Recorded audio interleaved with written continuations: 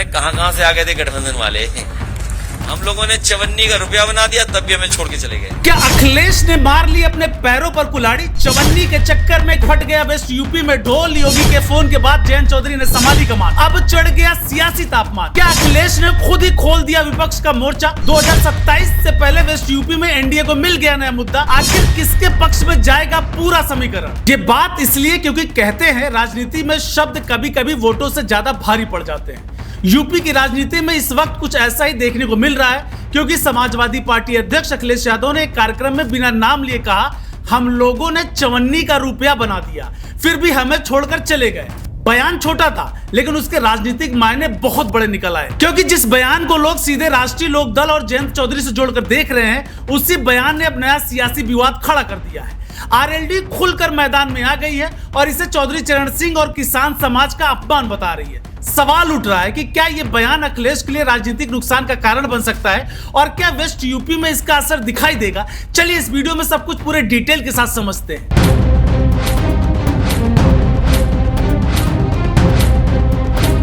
नमस्कार, मेरा नाम है संदीप ओझा और आप देख रहे हैं नव उत्तर प्रदेश। सबसे पहले समझिएगा कि आखिर आरएलडी इतनी नाराज क्यों है। दरअसल वेस्ट यूपी में आरएलडी सिर्फ एक राजनीतिक दल नहीं है, बल्कि चौधरी चरण सिंह की राजनीतिक विरासत का चेहरा मानी जाती है। जाट किसानों के बीच आज भी चौधरी चरण सिंह का प्रभाव बहुत बड़ा माना जाता है, इसीलिए किसानों के लिए हर सियासी दल नए दांव पेच आजमाता रहता है। लेकिन इन दिनों जो अखिलेश यादव ने बयान दिया है, उसके बाद आरएलडी अब हमलावर हो गई है, जिसने वेस्ट यूपी का सियासी माहौल पूरी तरीके से बदल कर रख दिया है। जानकार तो यह भी मानते हैं कि अखिलेश के इस 54 वाले बयान का असर आगे आने वाले चुनाव में साफ दिखाई दे सकता है, क्योंकि एक वक्त था जब अखिलेश जयंत की दोस्ती की चर्चा पूरे सूबे में होती थी, लेकिन अब हालात बदल चुके हैं। जयंत चौधरी अब एनडीए का हिस्सा है, इसीलिए अखिलेश का 54 वाला बयान वेस्ट यूपी में भारी पड़ सकता है।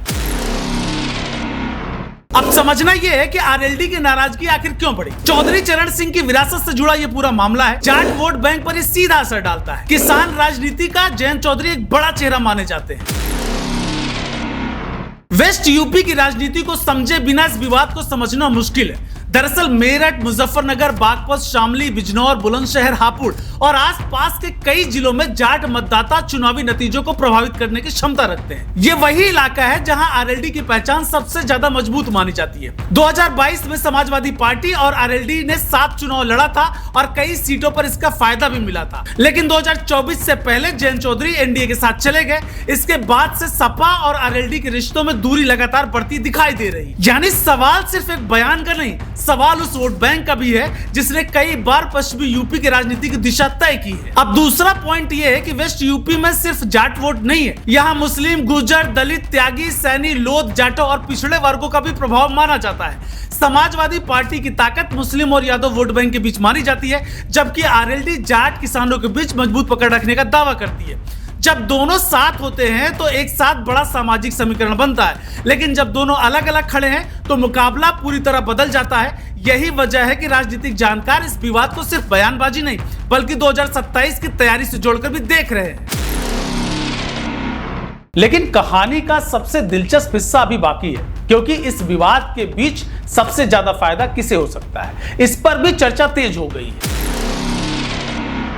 आखिर सबसे ज्यादा फायदा किसे? एनडीए का नया मुद्दा मिल गया है, जाट वोट बैंक पर सबकी नजर है। जयंत की भूमिका इसमें सबसे ज्यादा अहम मानी जा रही है और 2027 का गणित यहीं से शुरू हो जाता है।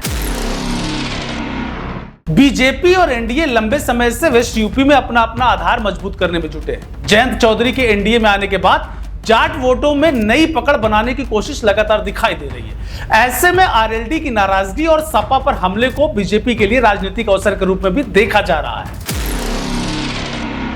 राजनीतिक विश्लेषकों का मानना है कि अगर यह विवाद लंबा चलता है तो इसका असर सिर्फ एक बयान तक सीमित नहीं रहने वाला, बल्कि इसका असर गठबंधन की संभावनाओं, जाट वोट बैंक की दिशा और वेस्ट यूपी के चुनावी माहौल पर भी पड़ सकता है, खासकर तब जब 2027 का चुनाव धीरे धीरे राजनीतिक चर्चा के केंद्र में आता जा रहा है।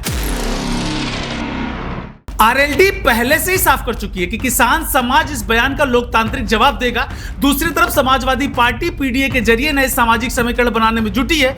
ऐसे में दोनों दलों के बीच बढ़ती दूरी आने वाले समय में और बड़ी राजनीतिक कहानी बन सकती है। अब नजर इस बात पर है कि क्या यह विवाद यहीं थमेगा या फिर वेस्ट यूपी की राजनीति में नया मोड़ लेकर आएगा, क्योंकि इतिहास गवाह है कि पश्चिमी उत्तर प्रदेश का चुनावी मूड कई बार पूरे प्रदेश की राजनीति की दिशा बदल चुका है। खबर यह भी है कि योगी ने भी इस पूरे मसले पर जयंत चौधरी से बात की है। हालांकि ये सिर्फ चर्चा है, लेकिन आधिकारिक पुष्टि इसकी अभी तक नहीं हुई है। अब सबसे बड़ा सवाल यही है कि क्या चवन्नी वाला बयान अखिलेश यादव के लिए राजनीतिक नुकसान का कारण बनेगा? क्या जयंत चौधरी और आरएलडी इस मुद्दे को किसान सम्मान से जोड़कर बड़ा बनाएंगे? और क्या योगी सरकार और एनडीए इस विवाद का राजनीतिक फायदा उठा पाएंगे?